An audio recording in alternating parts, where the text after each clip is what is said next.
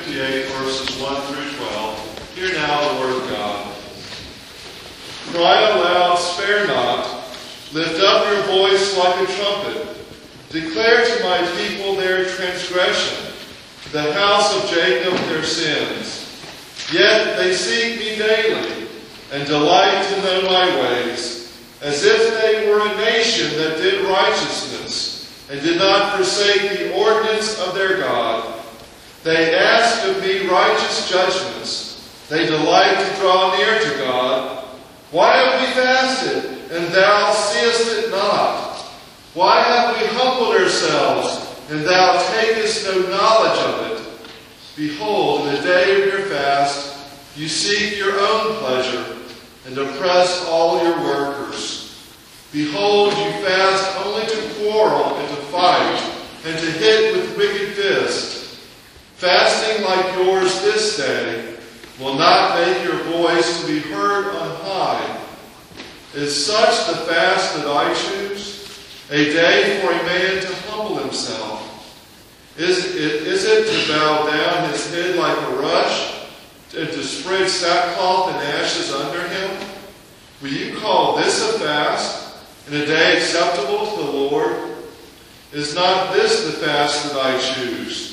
To loose the bonds of wickedness, to undo the thongs of the yoke, and to let the oppressed go free, and to break every yoke? Is it not to share your bread with the hungry, and bring the homeless poor into your house? When you see the naked, to cover him, and not hide yourself from your own flesh. Then shall your light break forth like the dawn, and your healing shall spring up speedily. Your righteousness shall go before you. The glory of the Lord shall be your rear guard. Then you shall call, and the Lord will answer. You shall cry, and he will say, Here I am. If you take away from the midst of the yoke the pointing of the finger and speaking wickedness, if you pour yourself out for the hungry and satisfy the desire of the afflicted, then shall your light rise in the darkness, and your gloom be as the noonday. And the Lord will guide you continually, and satisfy your desire with good things, and make your bones strong. And you shall be like a watered garden, like a spring of water whose waters fail not. And your ancient ruins shall be rebuilt. You shall raise up the foundations of many generations. You shall be called the repairer of the breach, the restorer of streets to dwell in. May God bless the reading and hearing of His holy word. The great writer George Bernard Shaw once said, God created us in His image, and ever since we have tried to return the favor. Our text tonight is from the prophet Isaiah, and it's addressed to our ancestors after they had languished for years upon years in Babylon and had returned to Israel. Now, during dinner, can I talk about your backyard? Sure. Okay, thank you. I talked to Merle and Pearl about the things they're going to do in their retirement. And one of the things, the first thing is to get the backyard cleaned up. You see, for the last few years, their backyard is gone to pot. Yes. And that is because they've been working day and night. And it's been they didn't have time for it. Let's not call it neglected. They didn't have time for it. Now, in 587, 586, Jerusalem was destroyed, leveled by the Babylonians, and our ancestors were taken into exile. And it was in the year 539 that Cyrus of Persia whipped the Babylonians, set our people free to go back. 586, 539. A lot longer than Merle and Pearl have not had the time for their yard. So you can imagine how Jerusalem looked.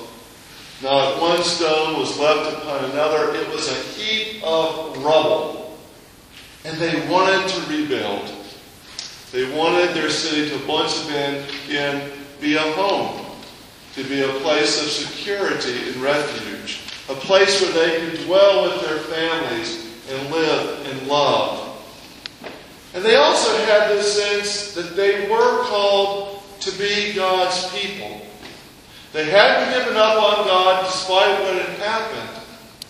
But who was the God that they served? Was it a God who only cared what they did on the Sabbath?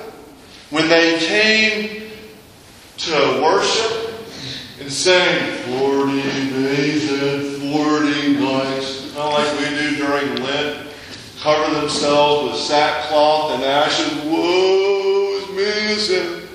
Lord have mercy. Is that pleasing to God? No. Even Lucy will tell you about it. No, that's not pleasing to God. And so God says, hey, that ain't cutting it. Not while we're here. Not while we're here. The early church father Irenaeus said that the glory of God is humankind fully alive. This is what God desires of us. The God that we serve is not a God who has created an air image, who is a mere projection of who we think God should be. But God is one whom we cannot contain, control, or manipulate. God calls us on our stuff. And if we think that we are fooling God, well, we've got another thing coming. In his epistle, John writes, if you say that you have no sin, you deceive yourself, and the truth is not in you. One of the things that amazes me is their capacity for self-deception. Like our ancestors in Israel, we think that God is doing us a favor because we are so good, because we give so much and do so many cool things.